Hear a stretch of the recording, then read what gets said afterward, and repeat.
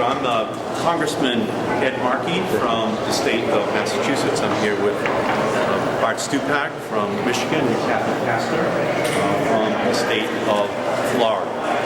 We just finished a briefing from the representatives of BP and the other companies that are in charge of this project, and we left with much more information than we had before this briefing began.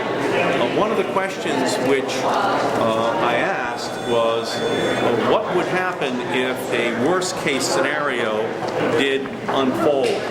And in answer to that question, I was told that the amount of oil per day could actually rise from 5,000 to 60,000 barrels of oil a day, although in a worst case scenario the most likely number was in a 40,000 barrel range, which only reinforces the necessity of us acting as quickly as possible for BP and for all responsible for shutting off this catastrophic leak of oil that it happened, and it happened as quickly as possible. BP reported making $6 billion worth of profits in the first quarter of 2010. $6 million a day is what they're saying they're spending. My belief is that there should be no limit on what they spend in the short run in order to ensure that this leak is ended, and ended as soon as possible. The consequences are absolutely catastrophic if something does not occur to stop this. We were told of the potential consequences that could occur if they were not successful.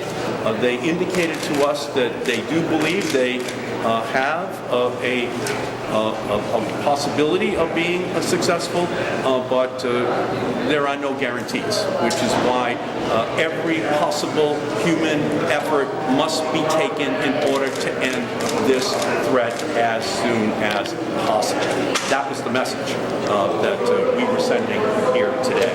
Let me turn and recognize the gentleman from Michigan, Mr. Stupak. Thanks, Ed. I'm Bart Stupak, Chairman of Oversight and Investigations, and unfortunately, since this accident started on April 20th, our committee and our staff and the full committee under Chairman Waxman's leadership is investigating this accident. We plan on having a hearing next Wednesday, a more formal hearing. When I was home in Michigan and heard about this accident, unfortunately, I was not surprised that BP was involved in it. As Chairman of Oversight Investigations, we've had a number of investigations involving British Petroleum, starting in 2005 with the explosion down in Texas City, where 50 people were killed. OSHA administered a huge fine, about $87 million on British Petroleum for the way they maintained that operation. In 2006, the largest spill we've had in some years on the North Slope, Trans-Alaskan Pipeline. That's an ongoing investigation. We continue to have an ongoing problem with improper maintenance, improper maintaining that pipeline, which has led to problems. And then now, of course, we have this tragic incident, which we've lost a number of lives, and the environmental impact that we see of at least 5,000 barrels of oil coming into the Gulf, into our ecosystem, and destroying our economy.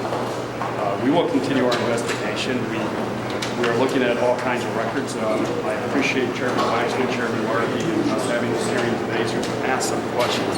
A lot of records are not available yet. What we're finding is, and rightfully so, the focus should be on stopping this oil leakage, and everything we can do to help them, we will do so.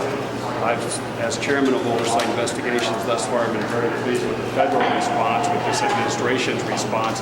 The Coast Guard is the lead agency here, and there seems to be great cooperation, interaction between the federal government and all the parties involved, from Halliburton to Transocean to Cameron to BP.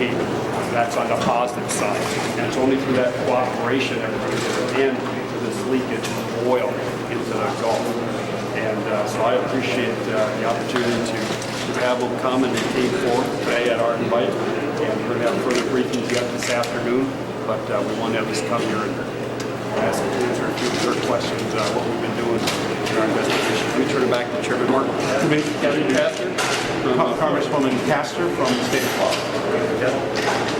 First of all, I'd like to thank Chairman Markey, Chairman Waxman, and Chairman Stupak for allowing us to have the first crack at the executives from BP, Transocean, and Halliburton. Based upon what I heard at the briefing, I am gravely concerned with the future growth of the oil spill.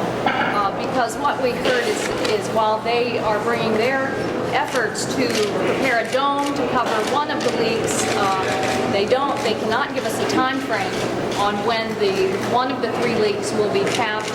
They're preparing another dome to get into place at some time in the future. The timeline completely escapes them. So I think the responses were unsatisfactory, and also remain gravely concerned with the Florida economy, the entire economy of the Gulf Coast. But I impressed upon them that everyone needs to take a look at the science of the powerful loop current in the Gulf of Mexico, which sweeps up the Yucatan Peninsula and then is very close now to the wellhead in this oil disaster. It is quite likely, based upon marine scientists and oceanographers I've consulted with in Florida, that when the oil gets entrained in the powerful loop current, it will sweep south through the dry Tortugas, the Florida Keys, the National Marine Sanctuary, and then most likely up the east coast of Florida.